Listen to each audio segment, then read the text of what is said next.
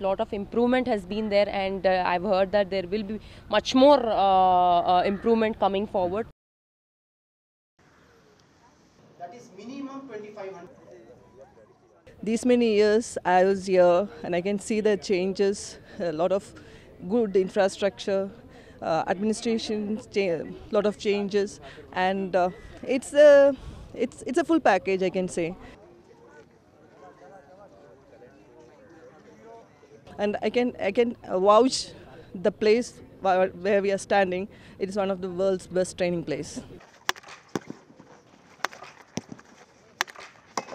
खाना वहाँ का बहुत वर्ल्ड क्लास है। इतना पहले से चेंजेस कभी नहीं देखा मैंने, क्योंकि जब भी मैं एज ए प्लेयर में आता था तब इतनी फैसिलिटीज़ नहीं थी यहाँ पर।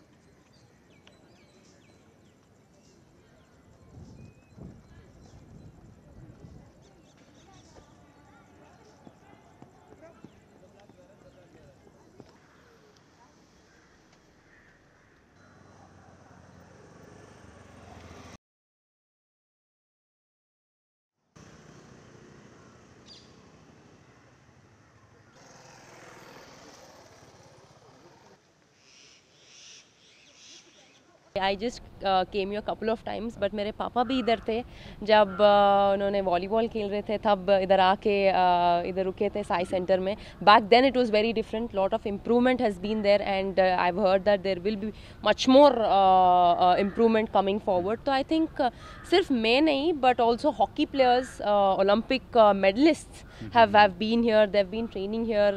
इधर camps है, and also Neeraj have come here. तो हर एक एथलीट के लिए ऐसे सेंटर बहुत इंपॉर्टेंट है, एंड डेफिनेटली मेरे लिए भी, to make sure everything is on point.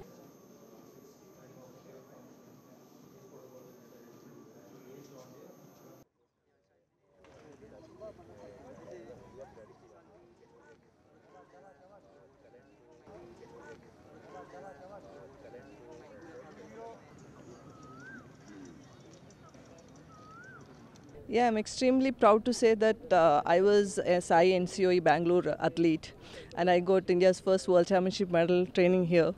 So this is my home ground, and these many years I was here, and I can see the changes, a lot of good infrastructure, administration, lot of changes, and it's a full package, I can say.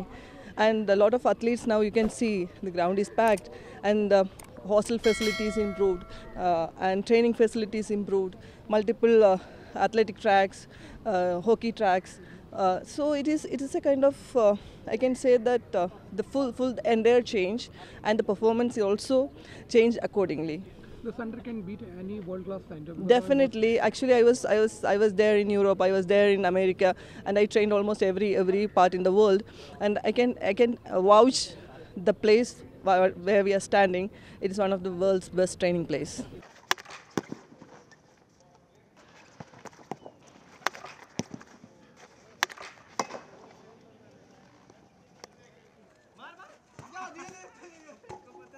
जब भी मैं यहाँ आता हूँ तो मैं कभी भी बाहर नहीं जाता। मतलब यहाँ पे जो फैसिलिटीज़ हैं, यहाँ की ऑक्सीजन लेवल है कितना, आप देख सकते हैं कितना प्योर है, ग्रीनरी है, खाना वहाँ का बहुत वर्ल्ड क्लास है। इतना पहले से चेंजेस कभी नहीं देखा मैंने, क्योंकि जब भी मैं एज ए प्लेयर में आता था तब इतनी फैसिलिटीज़ नहीं थी यहाँ पर।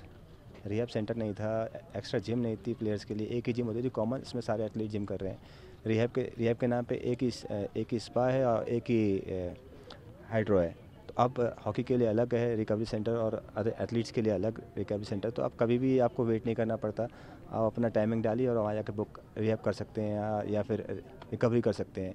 फिर खाना कहीं ना कहीं बहुत बड़ा रोल रखता है कि भाई डाइटिशियन यहाँ पर हैं, न्यूट्रिशन है, तो आपको प्योर बताते हैं कैलकुलेशन आपको कितना खाना खाना चाहिए, कितना नहीं खाना चाहिए। तो वो एक कहीं ना कहीं हमारे लिए मतलब बहुत ज़्यादा हेल्प होती है इससे। मेरा पॉइंट ऑफ व्यू से अभी लास्ट 10 ईयर्स में बहुत चेंजेस आ गया।